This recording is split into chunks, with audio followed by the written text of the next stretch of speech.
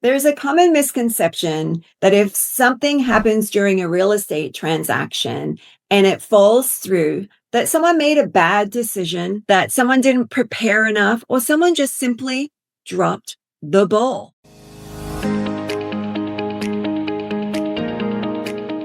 I can tell you, after 23 years in real estate and over 1,000 inspections, that things just happen, no matter how much you're proactive and you prepare.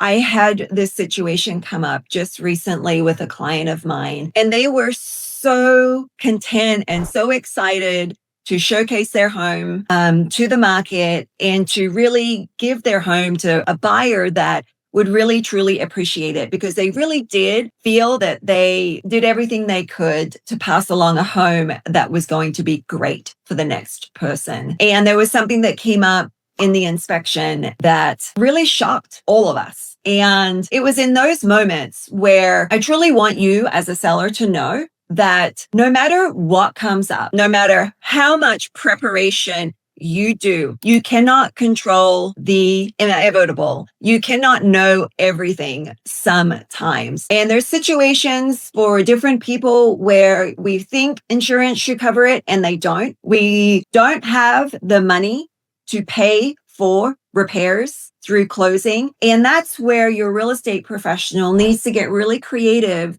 and solution focused on what they can do for you to get you to the finish line, because there is so much at stake. You know, there's a financial cost to a home not selling and crossing the finish line. And if you do go back on the market, then there is a price to pay for that psychology of that buyer of what's wrong with it that you have to overcome. So it is so crucial to really work through whatever unexpected surprises may or may not come up. So some things that I have found to be crucial through the process, if you're hiring an agent, or just to start thinking about, if these things do come up when you're looking for an agent, is who are they connected with? Do they have contractors that they can go to that could be paid out of escrow if needed? In this particular situation, I had to call on a contractor and negotiate and ask them first, can you help me? And tell them what the situation was. And they covered 5 digits of numbers and took that risk on to be paid out of escrow. So you really need someone that's going to go to bat for you in these areas in the event that things like this come up. The other area that is really fruitful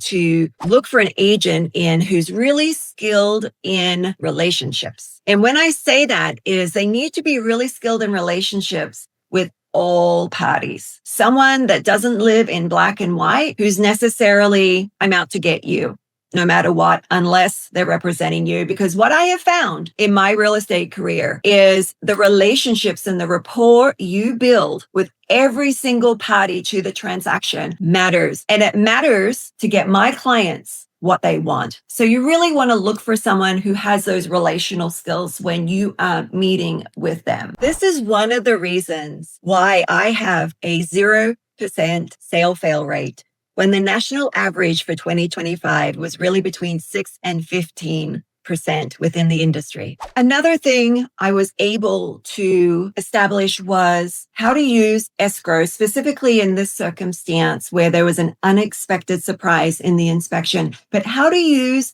escrow to your advantage. There's a lots of nuances of what should be shared, shouldn't be shared, who you should share it with. And so you really want that experience and that agent to know who to go to and what to say to get you again across the finish line, especially if you do have repairs that need to be paid out of closing. There are a lot of different channels you can go through to achieve the same result, but not all those channels may be a right fit for you. Also, a part of this process is potentially having conversations with city or county officials. I've had instances through transactions where I've had to work my way through the chain to talk to supervisors to get them to do what is needed for a transaction to close.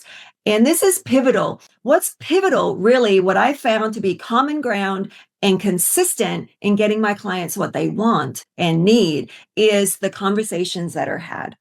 I've found that when you go to somebody, and this could apply to you whether you're buying a home or not, or any life challenge you're going through that you're trying to get through and get a solution to, is I've found that when you go to somebody and you ask them for help, hi, address them by their name, can you help me? Or I need your help. This is what is going on. And this may seem really basic, but again, I can share with you that this has been a foundation for me for getting my clients what they want. So, sellers, homeowners, buyers, whether you're buying your first home, whether you've come into a pivotal season in your life where you need some type of strategic solution, I want you to know that your plans don't have to be derailed. I personally believe there is a solution to everything, and that's kind of where my gifting is. So if you're facing a situation that you're just not quite sure how you can get around it and how you can get a solution to it, the good chances are I can collaborate with you, listen with you, and really guide you through the next steps, particularly in this situation if it has to do with real estate. So if you happen to know somebody and it's not you that could really use a hand in navigating a situation with buying or selling a home, just drop me a note or put them in contact with me. I would love to show them how we can make it happen.